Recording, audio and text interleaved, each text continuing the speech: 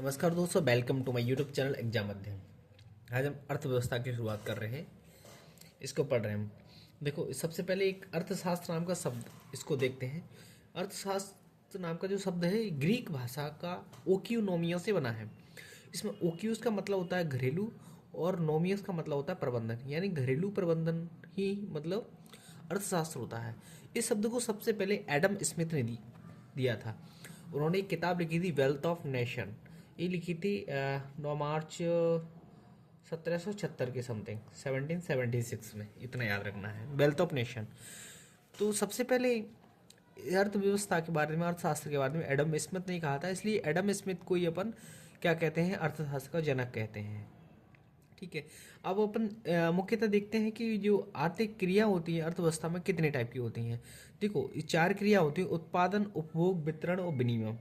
उत्पादन, उपभोग, वितरण और विनिमय। देखो, उत्पादन तो समझ रहे, मतलब भाई अपन को कोई चीज़ बनाना है, जैसे खेत से गेहूं का उत्पादन करना है। ठीक है। फैक्ट्री में कार बनाना है, मोबाइल बनाना है। उपभोग, ऐसे गेहूं है भाई, उससे अपन रोटी बना के खाना। उपभोग, मोबाइल बन के आ गई, उसका अपन उपयोग कर रहे हैं। कार को अपन चला रहे हैं खरीद करके। वितरण मतलब भाई उसको खेत से निकलने के बाद में किसानों ने दुकानों में बेच दिया, वहाँ से जो लोग उपभोग करना चाहते हैं वो खरीद के लेके आते हैं। विनिमय का मतलब रहता है भाई, मैंने अपने यहाँ से अभी करेंसी चल रही है, रुपया चल रहा है, रुपया को मैंने मान लो 30 रुपये किलो गेहूँ का आटा है, तो 30 रुपये दे दिए और मैंने 1 किलो गेहूँ ले लिया, आटा ले लिया। ठीक है। तो ये विनिमय मतलब बदला बदली का नियम। पहले बाल्टर सिस्टम चलता था। बाल्टर सिस्टम गाँव में भी चलता है, जैसे कि आधा किलो अपन 1 किलो गेहूँ लेके जाते हैं, उससे तौल करके क्या देता है, गोभी, आलू, ये सब मिल जाता है। तो वाल्टर सिस्टम भी चलता था। तो ये विनिमय इसका तरीका ही है। मतलब आर्थिक क्रिया 4 लेवल पे रहती हैं, जिसमें क्या आय का सृजन करना है अपन को। ठीक है। क्रय विक्रय करना है, धन का मतलब बढ़ाना कम करना, ये सब इन्हीं के अंतर्गत आती हैं। तो कुछ परिभाषा है, स्टैंडर्ड कोट है, उनके बारे में देखते हैं। देखो, एडम स्मिथ साहब हैं, वो कहते हैं कि जो अर्थशास्त्र है धन का विज्ञान है। मार्शल साहब क्या कहते हैं कि अर्थशास्त्र मनुष्य के जीवन और कल्याण का अध्ययन। क्या कहते हैं, जो अर्थशास्त्र क्या है, मनुष्य के जीवन और कल्याण का अध्ययन है। रॉबिन्स क्या कहते हैं कि अर्थशास्त्र वो विज्ञान होता है जो अपने पास क्या रहते हैं कि सीमित तो संसाधन होते हैं लेकिन आवश्यकता असीमित होती है। तो सीमित संसाधनों के माध्यम से, सीमित साधनों के माध्यम से असीमित आवश्यकताओं की जो पूर्ति की जाती है या जिसका उपयोग करना सिखाता है, वही क्या होता है, अर्थशास्त्र होता है। यानी इसमें संसाधनों का इष्टतम प्रयोग करना है अपन को। ठीक है। बहुत सारे अपन आगे उदाहरण देखते हैं और रोज़मर्रा की लाइफ में देखते हैं कि भाई जो आवश्यकता बहुत कम है, मतलब आवश्यकता तो बहुत सारी है लेकिन क्या है कि जो संसाधन बहुत कम है। ठीक है। तो उसको उसी के हिसाब से इस्तेमाल करना है ताकि, और सतत विकास की अवधारणा, अपन सस्टेनेबल डेवलपमेंट गोल है, वो इसी का ही रूप है कि भाई अपन को जो संसाधन है उसका इस्तेमाल इस प्रकार से करना है कि आगे आने वाली जो पीढ़ियां हैं वो भी उनका उपभोग कर सकें। यही नहीं कि ये जो जनरेशन चल रही है अभी वर्तमान में, उसका पूरा तरह से दोहन कर दो और आगे आने वाली जनरेशन है वो केवल एक काल्पनिक, एक हाइपोथेटिकल वे में देखे कि ऐसी कुछ चीज़ हुआ करती थी। जैसे अपन अभी जो कुछ चीज़ों के बारे में सुनते हैं कि ऐसी हुआ करती थी, वो ख़त्म हो चुकी हैं चीज़ें। ठीक है। तो ये रॉबिन्सन से बोलते हैं कि अर्थशास्त्र वह विज्ञान होता है जो सीमित साधनों का असीमित आवश्यकताओं में सर्वोत्तम उपयोग सिखाता है। एक जनरल डेफिनेशन के बारे में बात करता हूँ, अर्थशास्त्र क्या है। एक एक क्या था, एक थ्योरेटिकल अध्ययन होता है किस चीज़ों का। अपन ने यहाँ पे देखा था उपभोग, उत्पादन, वितरण, विनिमय। इन चीज़ों का अपन जब सैद्धांतिक अध्ययन करते हैं, यही अर्थशास्त्र होता है। देखो, सामाजिक विज्ञान की वह शाखा जिसके अंतर्गत वस्तुओं सेवाओं के उत्पादन, उपभोग, वितरण, विनिमय का सैद्धांतिक अध्ययन किया जाए उसको अर्थशास्त्र कहते हैं। यदि मैं अर्थशास्त्र का व्यावहारिक अध्ययन करूं, इसका जो व्यावहारिक पक्ष होता है, जैसे कि इसमें व्यक्तियों के बारे में बात करते हैं अपन, समाज के बारे में बात करते हैं, क्षेत्र के बारे में। ठीक है। इनकी जो आर्थिक क्रिया रहती है कि भाई एक व्यक्ति कितना कमा रहा है, एक जो समाज है वो इसकी इनकम क्या है।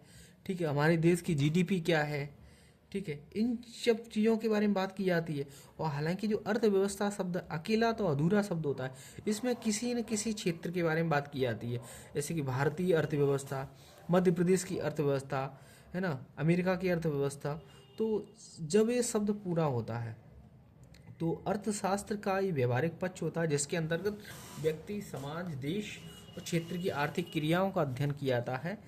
ठीक है, जिसमें अर्थव्यवस्था नाम का शब्द अधूरा है, इसमें किसी क्षेत्र का नाम पहले ऐड करना पड़ता है, जिसकी भारतीय अर्थव्यवस्था, अमेरिकी अर्थव्यवस्था, मध्य प्रदेश की अर्थव्यवस्था, किसी पार्टिकुलर जिले क्षेत्र की अर्थव्यवस्था।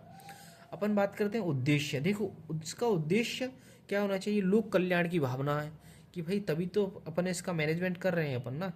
देखो, सीधा धन का प्रबंधन, ठीक है, यही होता है। और संसाधनों का इष्टतम प्रबंधन करना है। देखो, यहाँ पे उन्होंने, रॉबिन्सन साहब ने बोला था कि जो अपने पास सीमित साधन है और असीमित आवश्यकता है, तो इसका मतलब यही होता है कि अपने पास साधन है ना, उनका इष्टतम प्रयोग करना है, और संसाधनों का अभाव है तो उनका प्रॉपर तरीका से उनको पहुंचाना है, उनका आवंटन प्रॉपर तरीका से करना है। इस सब चीज़ों के बारे में यहाँ पर ये डिस्कस किया जाता है। अब दूसरा चीज़ बोलते हैं कि आर्थिक क्रियाओं के बारे में कुछ बातें की जाती हैं। देखो क्या होता है, अर्थशास्त्र की मुख्यतः दो शाखा होती हैं। एक तो सूक्ष्म शाखा रहती है, समष्टि, व्यष्टि अर्थशास्त्र कहते हैं, माइक्रो इकोनॉमिक्स कहते हैं, और दूसरी होती है समष्टि अर्थशास्त्र, मैक्रो इकोनॉमिक्स कहते हैं। देखो, इसकी 3 पॉइंट बनाएंगे, 7 नंबर में आता है, आराम से लिख सकते हैं इसको। कि क्या लिख सकते हैं कि पहला तो डेफिनेशन, इसमें आधार बनाएंगे, यहाँ पर एक पॉइंट यहाँ पर मेंशन कर दूंगा, एक आधार डिफरेंस लिखने आता है कि व्यष्टि अर्थशास्त्र और समष्टि अर्थशास्त्र के मध्य अंतर को समझाइए। तो यहाँ पर आधार बनाऊंगा, पहला परिभाषा लिखूंगा कि एक इकाई की आर्थिक गतिविधियों का अध्ययन करना ही क्या कहलाता है? व्यष्टि अर्थशास्त्र कहलाता है, सूक्ष्म अर्थशास्त्र कहलाता है। जहाँ पर समग्र इकाइयों की अर्थशास्त्र, बहुत सारी इकाई हैं, ठीक है, उनका यदि मैं अध्ययन करता हूँ, उनकी आर्थिक गतिविधियों का अध्ययन करता हूँ, तो उसको समष्टि अर्थशास्त्र कहते हैं। देखो, व्यष्टि अर्थशास्त्र की जो अवधारणा है वो अल्फ्रेड मार्शल साहब ने दी है। उन्होंने अपनी पुस्तक प्रिंसिपल इकोनॉमिक्स में इस अवधारणा को दिया है। ठीक है, तो यहाँ पे अवधारणा के बारे में बात की जाती है। और समष्टि अर्थशास्त्र की अवधारणा जॉन मीनार्ड कीन्स, ठीक है, ये देते हैं general theory of the general theory of employment, ठीक है, इसमें देते हैं। अब तीसरा मैं घटक के बारे में बात करता हूँ। तो व्यष्टि अर्थशास्त्र है, इसमें 3 घटक होते हैं: उपभोक्ता का व्यवहार सिद्धांत, उत्पादक व्यवहार सिद्धांत और कीमत सिद्धांत। 3 घटक होते हैं, कौन सा? उत्पादक व्यवहार सिद्धांत, उपभोक्ता का व्यवहार सिद्धांत और कीमत सिद्धांत। यहाँ पे घटक तो बहुत सारे, क्योंकि समग्र इकाई, बहुत सारी इकाई हैं। देखो, डिमांड सप्लाई, पूरी सारी दुनिया इकोनॉमिक्स पूरी डिमांड सप्लाई में चलती है। आगे अपन देखेंगे भाई। देखो, कहीं पे डिमांड ज़्यादा है, ठीक है, सप्लाई कम है, तो क्या होगा? सप्लाई कम है, डिमांड ज़्यादा है, तो सिंपल सा है, कॉस्ट बढ़ती है उस केस में। जैसे कि कोई भी हो, जैसे अपन देखते हैं टमाटर की कॉस्ट है। टमाटर मार्केट में अभी बारिश हो गई है, ठंड का ज़्यादा मौसम है, ठीक है, तो क्या रहेगा, मतलब कोहरा बादल चल रहा है, तो उसका जो सप्लाई हो पा रही है, जो आना चाहिए शहर में, उतना टमाटर उतनी क्वांटिटी में नहीं है, लेकिन टमाटर की खपत तो होना ही है भाई। ठीक है, सॉस बनाना है, सब चीज़ों में, सब्जियों में डालना है, कुछ और उपयोग करना है, तो उसमें अगर डिमांड ज़्यादा है, आपूर्ति नहीं हो पाता, सीधा सा आएगा 10 रुपये से 20 रुपये 30 रुपये अपने आप कीमत बढ़ने लगती हैं। जब वही चीज़ प्रॉपर मौसम साफ होता है, ठीक है, फसल पक जाती है, तो उस टाइम पे क्या, जो किसान होता है एक साथ चीज़ों की सप्लाई कर देता है, टमाटर ही टमाटर पूरे मंडी में बिछाने लगते हैं सिर्फ। तो क्या रहता है कि उन आपूर्ति ज़्यादा हो गई, ठीक है, अब क्या है कि मांग तो उतनी ही है, शहर में उतने ही लोग हैं, लेकिन आपूर्ति ज़्यादा। यदि मान लो जो रेडी ठेले वाले हैं, दुकानदार है, वो उसके टमाटर को नहीं बेचें तो सड़ जाएगा, तो इसलिए कीमत डाउन हो जाती है उसकी। ठीक है, तो वही चीज़ 20 रुपये थी 10 रुपये किलो आ जाती है। तो मांग और सप्लाई पे चीज़ें चलती हैं। राष्ट्रीय आय बहुत बड़ा टॉपिक है, इसको अपन प्रॉपर तरीका से देखेंगे। नेशनल इनकम, मुद्रास्फीति यानी महंगाई के संबंध है, सीधी थी कि भाई कि जो ये भी मुद्रास्फीति, महंगाई वगैरह हो जाती है, ठीक है, तो इनसे संबंधित हुई। समग्र रोजगार के बारे में बात करेंगे, मौद्रिक नीति के बारे में बात करेंगे, बहुत बड़े टॉपिक है ये। जीडीपी, जीएनपी, यानी ये बहुत सारे घटक हैं, यानी यही किस में आ रहे हैं? समग्र अर्थशास्त्र में आ जाते हैं। यहाँ पर जो व्यष्टि अर्थशास्त्र, इसमें 3 घटक देख रहे थे: उत्पादक का व्यवहार सिद्धांत, उपभोक्ता व्यवहार सिद्धांत और कीमत सिद्धांत। जो उपभोक्ता का, यानी उपभोक्ता कौन होता है? जो ऐसे गेहूं अपन ने बाजार से खरीदा, उसकी रोटी बना के, आटा से रोटी बना के खा लिया, तो जो फाइनली उसको यूज़ कर रहे हैं उस वस्तु को, तो वो कौन? उपभोक्ता रहता है। तो इसमें अपन को इस प्रिंसिपल का अध्ययन करना है। तो इसमें क्या होता है, उपभोक्ता व्यवहार सिद्धांत में क्या बात कही जाती है कि किस प्रकार एक उपभोक्ता अपनी आय जो रहती है उसके विभिन्न घटकों में कैसे आवंटित कर लेता है। जो उपभोक्ता अपनी आय को किस प्रकार से विभिन्न घटकों में आवंटित करता है, ताकि उसको सुख और शांति संतुष्टि का अनुभूत हो उसको। ठीक है। एक उत्पादक व्यवहार सिद्धांत होता है, उसमें क्या बात कही जाती है? उत्पादक व्यवहार सिद्धांत में मैं बात करूं तो मैं कि जो उत्पादक मतलब उत्पादन करना है, उसको कन्फ्यूजन होता है, वो इस बात पे विचार करता है कि भाई मैं कौन सी वस्तु, किस वस्तु को उगाऊं, किस वस्तु को उत्पादन करूं और कितना करूं। ठीक है। और कैसे इसका उत्पादन करूं, कौन सी तकनीक का इस्तेमाल करूं, कौन सी मशीन लगेगी, इसमें एक चिंताजनक बात रहती है। ठीक है। तो उत्पादक व्यवहार सिद्धांत इसमें चीज़ों के बारे में बात की जाती है कि कौन सी वस्तु या सेवा के बारे में कितना करना है, क्या करना है, कैसे करना है। ठीक है। और इसमें मुख्यतः वो अपने लाभ अर्जित के बारे में अवधारणा होती है, वहाँ पे उस चीज़ को दिखता है कि ताकि उसको मैक्सिमम प्रॉफिट अर्जित हो सके। अगला बात करता है कीमत। ये सबसे इम्पोर्टेंट होता है, व्यष्टि अर्थशास्त्र का सबसे महत्वपूर्ण पहलू है, सबसे महत्वपूर्ण सिद्धांत है कीमत सिद्धांत, सबसे महत्वपूर्ण है। ठीक है। इसमें यही होता है कि जो अपने पास चीज़ें हो गई, ठीक है, अब उसको बाजार में उतारना है, तो बाजार में वस्तुओं की कीमत किस प्रकार से निर्धारित करनी होती है। इसमें देखो कंपटीशन का टाइम है भाई, तो सप्लाई उनको देना है। ठीक है। लोगों के अंदर मांग को जनरेट करना है, तो इस पे कीमत बहुत बड़ा प्रभाव डालती हैं। तो यहाँ पर ये तीनों सिद्धांत हो गए, उत्पादक व्यवहार सिद्धांत और उपभोक्ता व्यवहार सिद्धांत और कीमत सिद्धांत। जो उपभोक्ता व्यवहार सिद्धांत है, इसमें आय के बारे में बात की जाती है कि उसकी जो बहुत सारी घटक हैं, ठीक है, उसमें किस प्रकार से आवंटित करना है उसको, आय को। ठीक है। ताकि उसको सुख शांति संतुष्टि मिल सके उसको। उत्पादक में बात की जाती है कि वस्तु का कितना क्या और कैसे उत्पादन करना है ताकि उसको अधिक से अधिक लाभ मिल सके। कीमत में बात की जाती है कि भाई ये बहुत इंपॉर्टेंट फैक्टर होता है, इसका बहुत इंपॉर्टेंट अवधारणा है, बाजार में वस्तुओं की कीमत किस प्रकार से निर्धारित करनी है। ठीक है। इससे संबंधित बात। अब अगला आता है उत्पादन के घटक। देखो अपन अर्थव्यवस्था में, अर्थशास्त्र में मुख्यतः 4 घटकों के बारे में बात करेंगे। भूमि, श्रम, पूंजी, उद्यमशीलता, यानी ये कारक हैं ये। ठीक है। तो भूमि के बारे में बात करी जाती है, तो भूमि से तात्पर्य क्या है, उसकी परिभाषा हो जाती है कि उत्पादन में जो प्रयुक्त होने वाले प्राकृतिक संसाधन। देखो भूमि है भाई, कोई बनती तो है नहीं, ऑलरेडी भी पड़ी अपने भारत देश में 32,87,252 वर्ग किलोमीटर पड़ा हुआ है। मध्य प्रदेश में 3,08,000 है ना, जो अपना क्षेत्रफल है। ठीक है। जो कि भारत का 9 पॉइंट के समथिंग 9.37% क्षेत्रफल है अपने भारत देश का। तो भूमियों के बारे में बात करें तो बहुत सारा है। और जो कैसा है उत्पादन में प्रयुक्त, यहीं से भाई जो खेती हो रही हो या फैक्ट्री लगाना है तो भूमि पर तो लगाएंगे, कोई आसमान में तो नहीं लगाएंगे। तो उत्पादन में प्रयुक्त प्राकृतिक संसाधन है, इससे अपन को क्या मिलता है, प्रतिफल। इसमें देखो 4 कॉलम बना लेंगे, ये 7 नंबर में इसको आराम से अरेंज कर सकते हैं कि उत्पादन के घटक लिखिए। ठीक है। 2 नंबर में सिंपल था है, तो उत्पादन के घटक कौन से, भूमि, श्रम, पूंजी, उद्यमशीलता, अपन इसको बात खत्म कर देते हैं। 7 नंबर में आता है तो इसमें प्रॉपर 4 कॉलम बनाएंगे, कारक, परिभाषा और प्रतिफल, उपलब्ध। भूमि में इसकी थोड़ा अच्छे डेफिनेशन कर लेंगे कि भाई अर्थव्यवस्था में उत्पादन के हेतु प्रयुक्त होने वाले प्राकृतिक संसाधन, जहाँ पर विभिन्न प्रकार की जैसे कि बात करें कि भूमि किस प्रकार से हो सकती है, या तो जो जंगल वगैरह ये हो सकता है। ठीक है। नॉर्मल प्लान्स वगैरह हो सकता है, जिससे खेती वगैरह कर सकते हैं, या फिर अपन कोई फैक्ट्री उद्यम वगैरह लगा सकते हैं, उसके लिए भूमि की जरूरत पड़ेगी। उससे प्रतिफल क्या मिलेगा, उससे किराया मिलता है अपन को, और भारत में इसकी ठीक ठाक अवेलेबलता है, यानी 32,87,252 वर्ग किलोमीटर अपना भारत का क्षेत्रफल है। श्रम के बारे में बात की जाती है तो भारत की जो आबादी 140 अरब है। ठीक है। 140, तो इसमें भी 140 करोड़ है, सॉरी 1.4 अरब।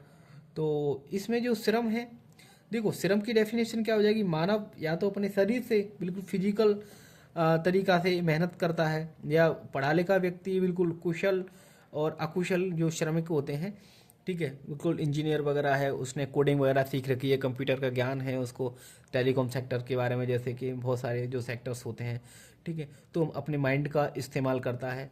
तो ये क्या होता है, मानव की शरीर या मस्तिष्क की उत्पादन शक्ति होती है, ठीक है, वही क्या होती है, उस श्रम होती है। मानव के मस्तिष्क और शरीर में पाई जाने वाली उत्पादन की शक्ति को श्रम कहते हैं।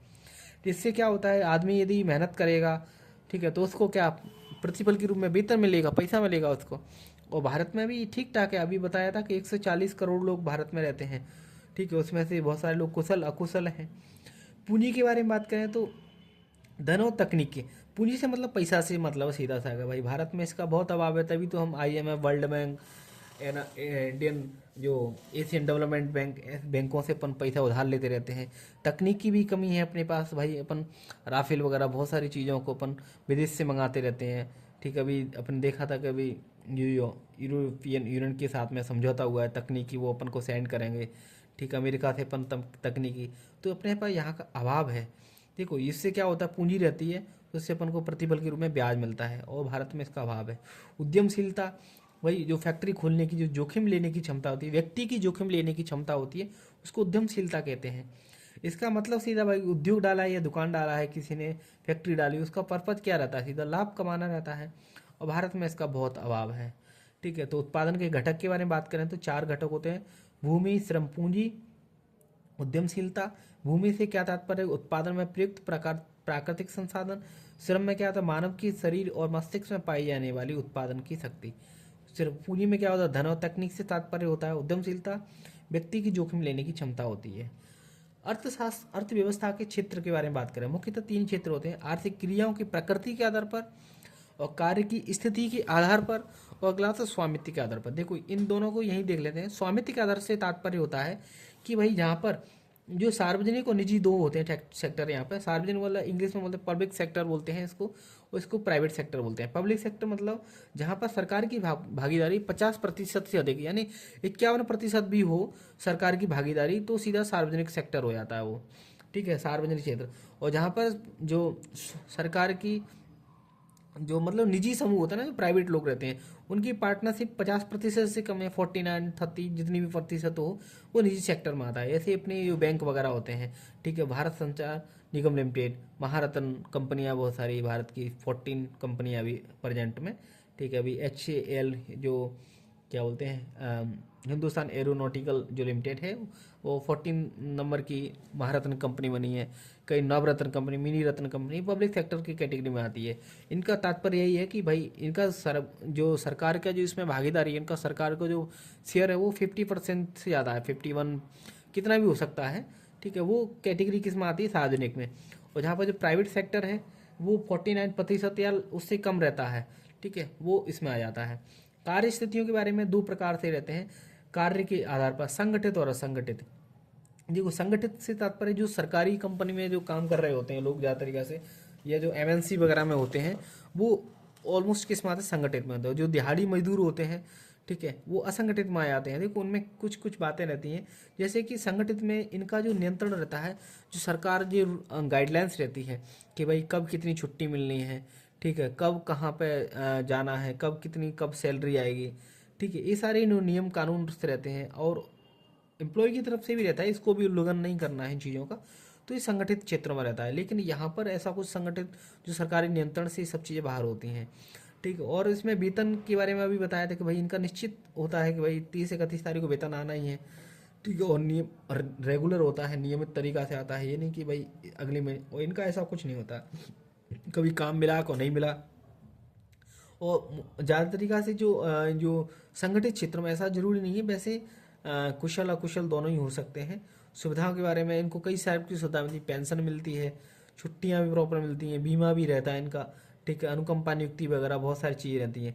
लेकिन इनका असंगठित क्षेत्र वालों को कुछ नहीं रहता है, इनको किसी प्रकार की कोई सार्वजनिक, उदाहरण के तौर पर अपन बता ही था कि भाई जो बैंक वगैरह होते हैं, सरकारी विभाग होते हैं, MNC वगैरह होती हैं, और यहाँ पे जो ठेला चालक, जो दिहाड़ी वाले मजदूर वगैरह होते हैं, खेतों में काम करने वाले मजदूर वगैरह होते हैं, वो संगठित क्षेत्र में आते हैं।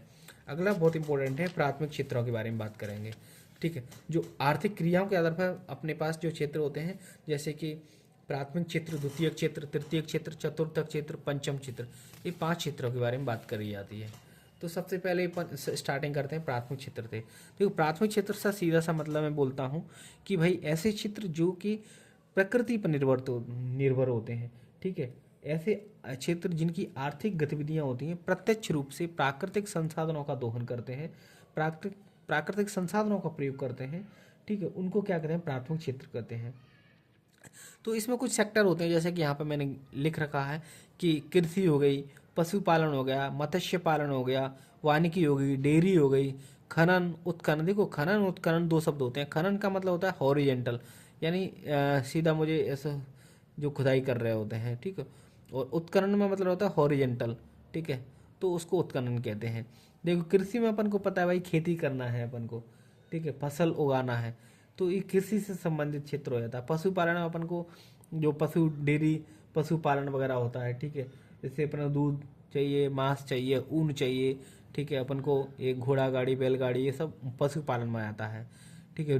डेयरी में जो पशुओं से जो उत्पाद होता है, यानी दूध से संबंधित जो उत्पाद होता है, उसके बारे में यदि बात करी जाती है, दुग्ध से संबंधित, तो वो डेयरी सेक्टर में आता है। मत्स्य पालन, मछलियों का पालन करना है, ठीक है, मछलियों को इधर व्यापार वगैरह करना है, शिकार करना है, पालन करना है, तो ये सब मत्स्य पालन। बयानकी में मतलब जो जंगल से संबंधित बहुत सारी जड़ी बूटियाँ वगैरह हो जाती हैं, दोना पत्तल, गोंद वगैरह, लकड़ी का इकट्ठा करना, ठीक है, बांस वगैरह, इसकी डलिया टोकरी बनाना, ये सब चीज़ें वानिकी के अंतर्गत आती है। खनन उत्खनन, खनन से तात्पर्य होता है मतलब सीधा से ऊर्ध्वाधर खनन कर लो, और उत्खनन मतलब ये क्षैतिज कर लो। ये प्राइमरी सेक्टर्स के संबंधित होती है। देखो इसमें जो काम करने वाले लोग होते हैं प्राइमरी सेक्टर में, वो रेड कॉलर जॉब वाले लोग होते हैं, ठीक है। और इसकी मैं विशेषताओं के बारे में बात करता हूँ। यहाँ पे अपन ने चीज़ों को देख लिया कि प्राइमरी सेक्टर की 7 नंबर में बहुत आसानी से इसको लिख सकते हैं। पहले डेफिनेशन लिख देंगे भाई कि ऐसे क्षेत्र जिनकी आर्थिक गतिविधियाँ प्राथमिक क्षेत्रों पर निर्भर करती हैं, ठीक है, प्रकृति पर निर्भर करती हैं, तो उनको प्राथमिक क्षेत्र कहते हैं। जैसे कि कृषि, पशुपालन, मत्स्य पालन, इनको थोड़ा थोड़ा खोल देंगे तो बहुत ज़्यादा हो जाएगा, इतना भी डायग्राम बना दो। थोड़ा विशेषता लिख दो कि प्राकृतिक संसाधनों पर आधारित होते हैं, ठीक है। और इसमें मुख्यतः अपन ग्रामीण जनसंख्या जनसमुदाय लगा रहता है। यहाँ पर तकनीकी का अपेक्षाकृत अभाव ही रहता है, यहाँ पर किसी प्रकार की टेक्नोलॉजी की आवश्यकता ही नहीं है। इनका जो कच्चा माल होता है, आगे अपन द्वितीय सेक्टर तृतीय सेक्टर पढ़ेंगे, उनमें इनका इस्तेमाल होता है। इनके आंकड़ों के बारे में थोड़ा सा बात करें तो जीडीपी का 1951 में 50% योगदान हुआ करता था, और 23-24 में इसका घट करके सीधा देखो 14% हो गया है, ठीक है। रोजगार के बारे में बात करें तो इनका रोजगार 1972 में 74% रोजगार देते थे इस सेक्टर, और अभी बात करें 18-19 में 42%। हालांकि अभी भी सबसे ज़्यादा रोजगार के बारे में बात करें तो प्राइमरी सेक्टर ही होता है इंडिया में, इसलिए अपना जो देश है कृषि प्रधान देश है, ठीक है। यहाँ पर जो जॉब करने वाले लोग उनको रेड कॉलर जॉब कहते हैं। देखो यहाँ पे कंक्लूजन के तौर पर लिख सकते हैं कि जो प्राइमरी सेक्टर होता है जीडीपी में सबसे कम योगदान होता है, जबकि यहाँ पर जो कार्यशील जनसंख्या है वो सबसे ज़्यादा है, ठीक है। मतलब 7 नंबर के फॉर्मेट बहुत आसानी से, ये मैंने तो बहुत बड़े बड़े अक्षरों में लिख दिया है इसको। डेफिनेशन लिख देंगे, इसके सेक्टर्स लिख देंगे, विशेषता 1-2 लिख देंगे। प्राकृतिक संसाधनों पर आधारित ग्रामीण जनसंख्या सबसे ज़्यादा लगी रहती है, तकनीक की अपेक्षाकृत अभाव रहता है, इससे जो प्राप्त कच्चा माल होता है द्वितीय तृतीय क्षेत्रों में इस्तेमाल किया जाता है। प्राथमिक क्षेत्र के आंकड़े के बारे में, जीडीपी का 1951 में 56%, और जीडीपी का 23-24 में 14% योगदान है। रोजगार का 1972 में 74% होता है। देखो 72-74 हो रहा है, सीधा अगर 4 से सीधे इसको आधा कर दो ऑलमोस्ट ना, 42 के समथिंग ना, 18-19। और रेड कॉलर, इसका रेड कॉलर यहाँ पे लगे कार्यशील लोगों को रेड कॉलर जॉब कहते हैं, जबकि और जीडीपी में सबसे कम योगदान होता है, जबकि जनसंख्या सबसे ज़्यादा है यहाँ पे, ठीक है। अगला मैं बात करता हूँ, इसको अपने राइट कर लिया तो बहुत फास्ट हो गया था। अगला बात करते हैं किसके बारे में, द्वितीय क्षेत्रों के बारे में।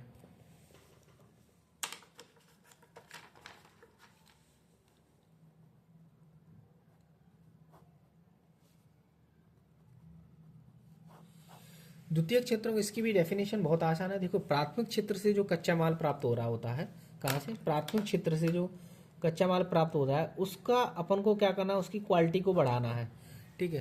प्राथमिक क्षेत्र से जो कच्चा माल हो उसका मूल्यवर्धन करना है, ये शब्द इस्तेमाल होगा। प्राथमिक क्षेत्र के जो प्राथमिक क्षेत्र से अपन को क्या मिलता है, कच्चा माल मिलता है, ठीक है, उसका क्या मूल्यवर्धन कर दो, ठीक है, मूल्यवर्धन कर दो। तो मूल्यवर्धन करेंगे तो ऐसे मान लो कि गेहूं है, गेहूं से क्या बनाया अपन ने, टोस्ट ब्रेड वगैरह बना लिया, ठीक है। तो पहले ही कच्चा माल क्या था अपन को, गेहूं था, गेहूं से मूल्यवर्धन करके क्या बनाया, टोस्ट ब्रेड बन गया। तो नई वस्तु, उत्पाद वर्ग अपन को मिल गया ना, उत्पाद या नई वस्तु मिल गई। तो इसी को क्या कहेंगे अपन, ये कहाँ पर एक प्रक्रिया हो रही है, उद्योग में हो रही है, फैक्ट्री में हो रही है संपन्न, ठीक है। उद्योग फैक्ट्री में संपन्न चीज हो रही है ना। तो इसी को अपन क्या कहते हैं, द्वितीय क्षेत्र कहते हैं। क्या डेफिनेशन बोलते हैं, प्राथमिक क्षेत्रों से प्राप्त कच्चे माल का मूल्यवर्धन करके नई वस्तुएं या नए उत्पाद का निर्माण करना ही द्वितीय क्षेत्र कहलाता है, ठीक है। इसमें देखो मुख्यतः तीन चीजें होती हैं। क्या होता है, या तो निर्माण होगा, या दूसरा क्या होगा, विनिर्माण होगा, या तो निर्माण होगा या विनिर्माण होगा, या एक होता है जल विद्युत एवं गैस की आपूर्ति के बारे में बात की जाती है, जल विद्युत एवं गैस आपूर्ति, ठीक है। देखो तीन चीजों के निर्माण, देखो निर्माण से मतलब क्या रहेगा, कोई नई चीज का अपन को निर्माण करना है, जैसे कि भवन का निर्माण करना है, पुल का निर्माण करना है, रेल का निर्माण करना है, ठीक है, बांध का निर्माण करना है, ये सब निर्माण में आ जाएंगे। अब कोई चीज ऑलरेडी बनी हुई है, ठीक है, उसका मुझे आगे करना है, जैसे कि पुनर्निर्माण बोल सकते हैं इसको। कच्चे माल को, ऐसे कि क्या, वो गेहूं हो गया, ठीक है, गेहूं हो गया, गेहूं बनाना तो है नहीं, अब गेहूं से मुझे क्या करना है, टोस्ट बनाना है, ब्रेड बनाना है, बिस्किट बनाना है, ठीक है। तो उसको मशीनों में, तकनीकों के द्वारा, इसकी सहायता से मैं उसको, मैं बदलूंगा ना उसको, इसके फॉर्म को बदल लूंगा। तो ये किस में आ जाएगा, विनिर्माण में आ जाएगा। यानी इसमें मैं बात करूंगा मशीनों का उपयोग करूंगा, तकनीक का इस्तेमाल करूंगा मैं, ठीक है, इसमें श्रम का इस्तेमाल करूंगा। तो इससे क्या है, इसका रूप का परिवर्तन हो जाएगा, ठीक है। वस्तुएं कैसे फॉर्म में आ जाएंगे, एक उपयोगी फॉर्म में आ जाएंगे। तो ये क्या है, विनिर्माण में आ जाएगा। जल विद्युत में तो ऐसे कि जो अपना जो बहुत बड़ा सेक्टर्स होता है, ठीक है। तो इसके बारे में, जल विद्युत की सप्लाई के बारे में, गैस की आपूर्ति के बारे में, ठीक है। अपन जल विद्युत कई प्रकार से, जैसे कि थर्मल पावर प्लांट से भी निकाल कर सकते हैं, और अपन बांध डैम बना कर भी कर सकते हैं। तो द्वितीय क्षेत्र में ये सब चीज़ें आती हैं। देखो एक जो विनिर्माण क्षेत्र है, बहुत बड़ा क्षेत्र है मुख्यतः। यहाँ पर विनिर्माण के बारे में बात करता हूँ, तो ये सबसे बड़ा, बहुत बड़ा सेक्टर्स होता है। यहाँ पर देखो तीन टाइप के उद्योग आ जाते हैं, एक लघु आ जाता है, ठीक है, मध्यम उद्योग आ जाता है, और बृहद स्तर के उद्योग आ जाते हैं। यहाँ पे लघु उद्योग, मध्यम उद्योग, बृहद स्तर के। लघु उद्योग में सिंपल था कि भाई जो खिलौना वगैरह बना रहे होते हैं, ठीक है, अगरबत्ती वगैरह बना रहे होते हैं, ठीक है, ये सब चीज़ें आती हैं। मध्यम में जैसे कि वस्त्र का निर्माण करना है, ठीक है, खाद्य जो पदार्थ रहते हैं उनका प्रसंस्करण वगैरह करना है। और बृहद में तो जो मशीनें वगैरह, जो तकनीकें वगैरह जो हो रहती है ना, जो सीमेंट का उत्पादन करना है, तो एक छोटी सी जगह में तो नहीं होगा, ठीक है। जो क्या बोलते हैं अपन, जो उर्वरक का उत्पादन करना है, ठीक है, इस्पात वगैरह, जो steel authority of India limited, SAIL वगैरह होती हैं, एक छोटी जगह में बहुत बड़े प्लांट होते हैं इनके, ठीक है। तो ये जो चीज़ें रहती हैं, तो विनिर्माण हेतु तीन टाइप के सेक्टर्स हो जाते हैं, लघु उद्योग, मध्यम उद्योग, बृहद उद्योग, ठीक है, ये सब चीज़ें हो जाती हैं। तो इसके बारे में थोड़ा सा अपन देखो इस दोबारा से देखते हैं। क्या देखा अपन ने कि प्राथमिक क्षेत्र वो क्षेत्र होते हैं, सॉरी, द्वितीय क्षेत्र वो क्षेत्र होते हैं जो प्राथमिक क्षेत्रों से प्राप्त कच्चे माल का मूल्यवर्धन करके नई वस्तुएं और उत्पाद का निर्माण कर देते हैं, ठीक है। तो इनको अपन द्वितीय क्षेत्र कहते हैं। ये मुख्य इनका दिखा देंगे कि गतिविधियाँ कैसी कैसी होती हैं। यहाँ पर निर्माण होता है, विनिर्माण होता है, जल विद्युत गैस की आपूर्ति होती है। थोड़ा थोड़ा सा इसकी लाइन लिख दें कि निर्माण में कौन से आते हैं, जैसे कि नई चीज़ों का बनाना हो, ठीक है, जैसे कि भवन को बनवाना है, पुल का बनाना है, रेल बांध वगैरह। विनिर्माण में क्या रहेगा कि भाई कच्ची माल जो रहता है उससे मशीनों वगैरह, तकनीक, श्रम का उपयोग करके कोई नई वस्तुएं, ठीक है, मूल्यवर्धन करना है उसमें, ठीक है। तो उसको क्या कहेंगे अपन, विनिर्माण कहेंगे। ये तीन स्तर पर होता है, लघु, मध्यम और बृहद। जैसे एमएसएमई जो रहता है ना, तो लघु में ऐसे खिलौना वगैरह बना, अगरबत्ती, ठीक है, टोकरी वगैरह, ये सब चीज़ें रहती हैं ना, ये लघु लेवल पे रहती हैं। मध्यम में वस्त्र वगैरह बनाना, खाद्य प्रसंस्करण वगैरह, ठीक, मतलब जो छोटी सी इससे बड़ा।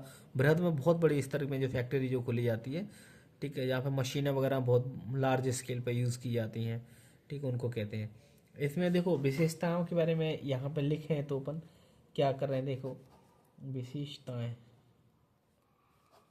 देखो सबसे पहले यहाँ पे मशीनें और तकनीकों इस्तेमाल हो रहा है यहाँ पे, इसका जो प्रकार पढ़ रहे हैं यहाँ पे चीख चीख के कह रहा है कि भाई यहाँ पे मशीनें और तकनीक का इस्तेमाल होगा ही, ठीक है।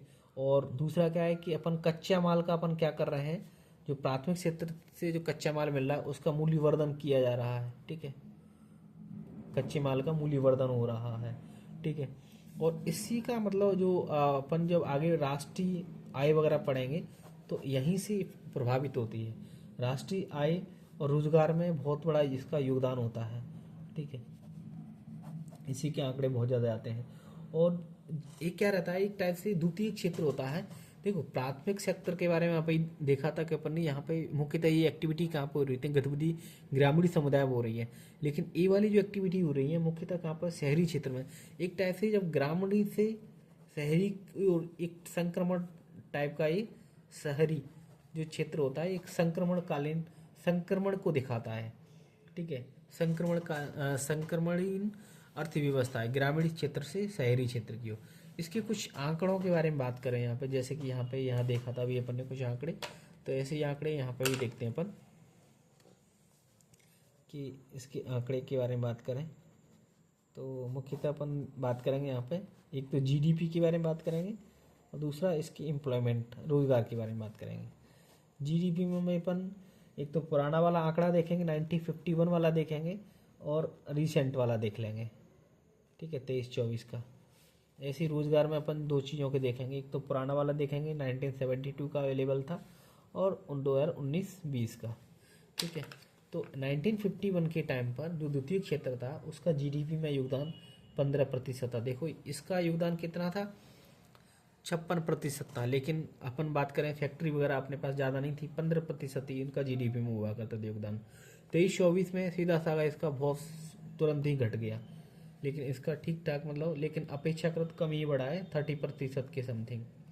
रोजगार में बात करें तो यहाँ पर रोजगार 74 हुआ करता था, लेकिन यहाँ पे इसका योगदान कितना 11%, और 18-19 में 42% हो गया है, और इसका योगदान कितना 24% हो गया है, ठीक है। और इसका इम्पोर्टेंस थोड़ा सा अपन और बात कर लेते हैं कि द्वितीय क्षेत्रों का इम्पोर्टेंस क्या होता है। तो इम्पोर्टेंस के बारे में बात करें तो देखो इससे क्या होता है, अपन फैक्ट्री वगैरह तो औद्योगिक विकास का आधार होता है, औद्योगिक विकास का आधार है ये,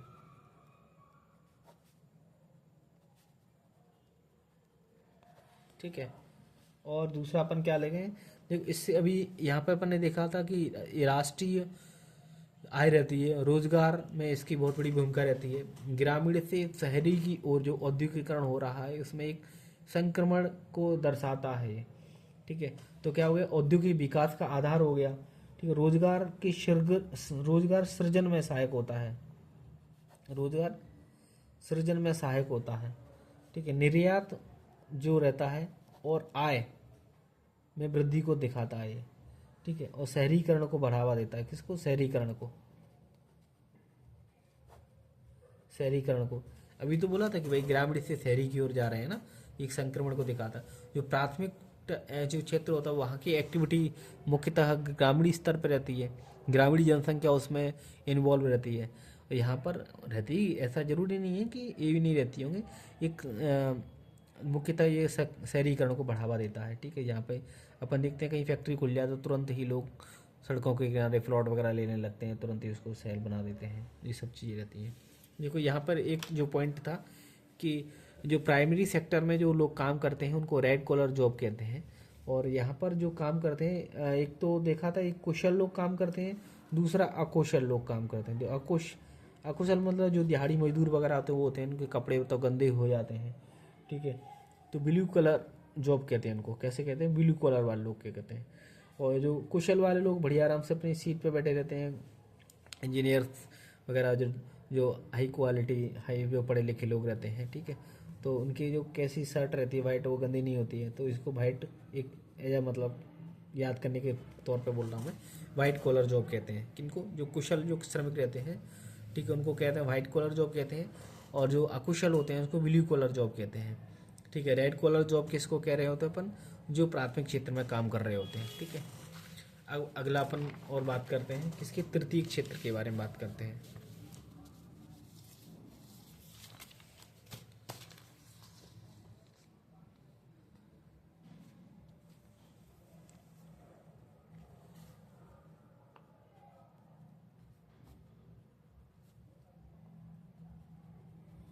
टर्सरी क्षेत्र के बारे में बात करें, देखो यहाँ पर टर्सरी का सीधा सा देखो, पहले का क्षेत्र क्या हो गया, प्राइमरी सेक्टर का मतलब होता है प्रकृति पर आधारित चीज़ें होती हैं, ठीक है, उनसे संबंधित जो गतिविधियाँ होती हैं। दूसरी में हो जाता है उद्योगों से संबंधित, यानी प्राथमिक क्षेत्र के जो उत्पाद होते हैं, कच्चा माल वगैरह होता है, उसका मूल्यवर्धन करके, ठीक है, जो नई वस्तुओं और सेवाएं का वस्तुओं का निर्माण किया जाता है, उसको क्या कहते हैं, द्वितीय क्षेत्र कहते हैं। तृतीय क्षेत्र में सेवाओं के बारे में बात, सर्विस के बारे में बात की जाती है, ठीक है, जैसे कि विभिन्न सेवाओं के माध्यम से प्राथमिक और द्वितीय क्षेत्रों का क्या कर रहे हैं अपन, उनको सहायता दे रहे हैं। प्राइमरी सेक्टर्स ऐसे कि गेहूं वगैरह हो गया भाई, उसको मुझे शहर में पहुंचाना, फैक्ट्री में पहुंचाना, तो मैं कैसे पहुंचाऊंगा, मैं परिवहन के माध्यम से, रोड वगैरह उसके माध्यम से, कोई ट्रक में रखूंगा तो उसको पहुंचा, तो जो ट्रक की जो सेवा दे रहा है, ठीक है, उसको क्या है, सेवा कहेंगे उसको, ठीक है, सेवा कहेंगे, सेवा क्षेत्र होता है वहाँ पे। और भी बहुत सारी तकनीकें भाई, लोन वगैरह लेना है तो कहाँ पे जाऊँगा भाई, बैंक में जाऊँगा मैं, तो बैंक क्या हो जाएगा, तृतीय क्षेत्र हो जाएगा, ठीक है। कोई पढ़ा रहा है, टीचिंग कर रहा है, तो ये भी क्या है, सेवा हो रही है भाई, तो इसको क्या कहते हैं, तृतीय क्षेत्र कहते हैं। तो यहाँ वस्तुओं का उत्पादन नहीं होता है यहाँ पे, ये मुख्य इसकी इम्पोर्टेंस है। यहाँ पे क्या हो रहा है, प्राथमिक द्वितीय क्षेत्रों को सहायता देने वाला जो क्षेत्र होता है उसको तृतीय क्षेत्र कहते हैं। यहाँ पे वस्तुओं का निर्माण नहीं होता है, क्या हो रहा है, वस्तुओं का निर्माण नहीं होता है,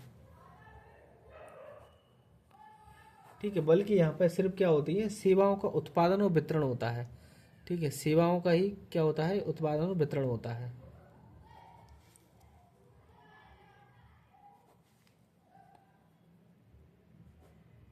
अपन ने क्या देखा, तृतीय क्षेत्र वो क्षेत्र होते हैं जहाँ पे प्राथमिक द्वितीय क्षेत्र, प्राथमिक क्षेत्र और द्वितीय क्षेत्र को सहायता दी जाती है, जहाँ पर किसी प्रकार की वस्तुओं का निर्माण नहीं होता है, बल्कि यहाँ पर सेवा को उत्पादन और वितरण किया जाता है।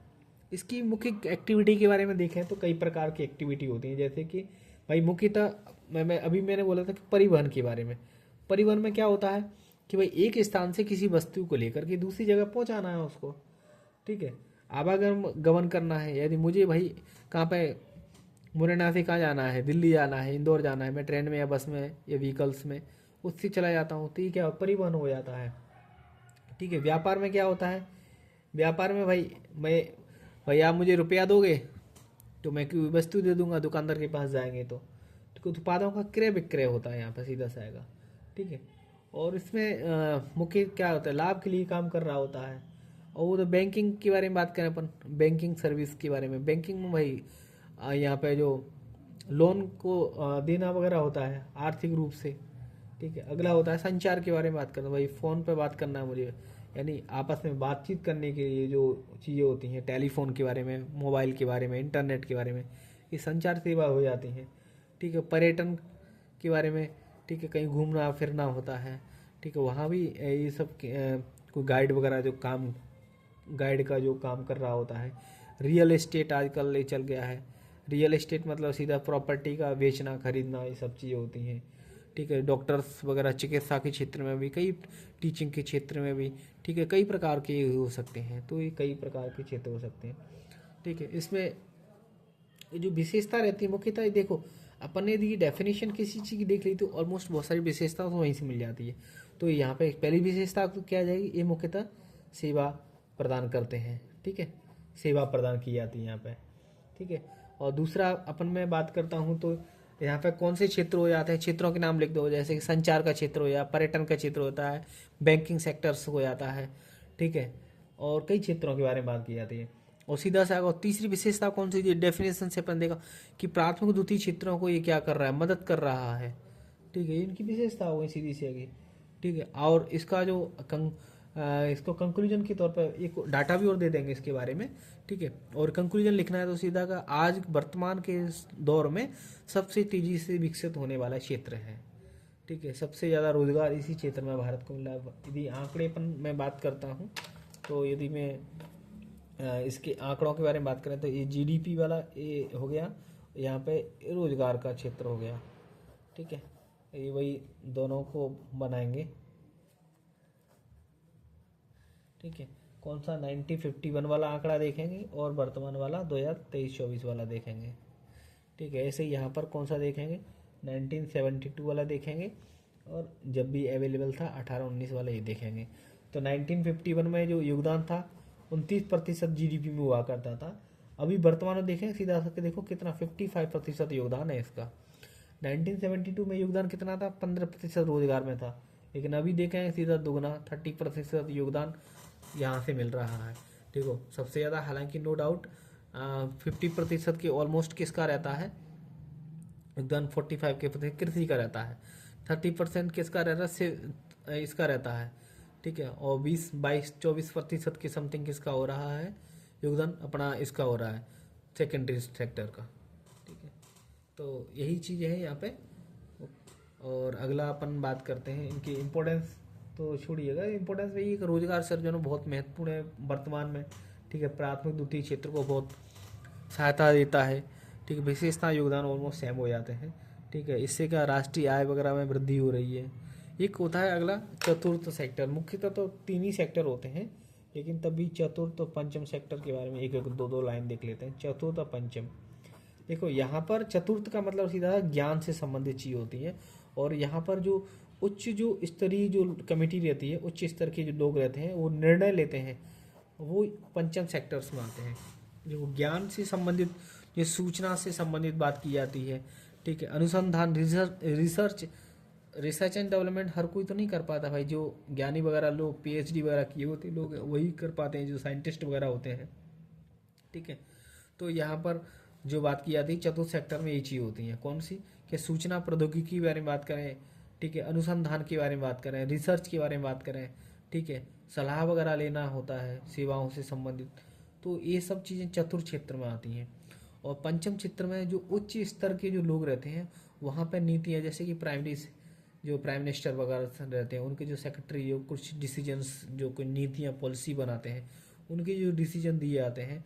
ठीक है, वो तो उनको क्या कहेंगे अपन, पंचम क्षेत्र के, पंचम सेक्टर के। यहाँ पर जो लोग रहते हैं उनको गोल्ड कॉलर कहते हैं। क्या कहते हैं, गोल्ड कॉलर इंपॉर्टेंट है। ठीक है, गोल्ड कॉलर। ठीक है, वरिष्ठ अधिकारी वगैरह होते हैं। ठीक है, तो इन सब चीज़ों के बारे में बात करी अपन ने।